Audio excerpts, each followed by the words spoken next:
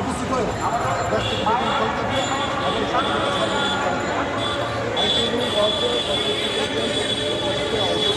আওয়ামী লীগের ওবায়দুল কাদের বলেছেন যে বিএনপির নেতৃত্ব ভুয়া, বিএনপির আন্দোলন ভুয়া, বিএনপির সব কিছু ভুয়া।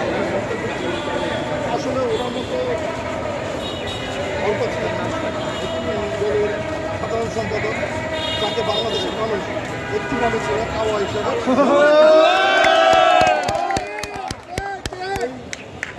বক্তব্য, কারণ তারা বিদেশি প্রভুদের দ্বারা আজকে বাংলাদেশের ক্ষমতায় অধিষ্ঠিত রয়েছে। বাংলাদেশের জনগণ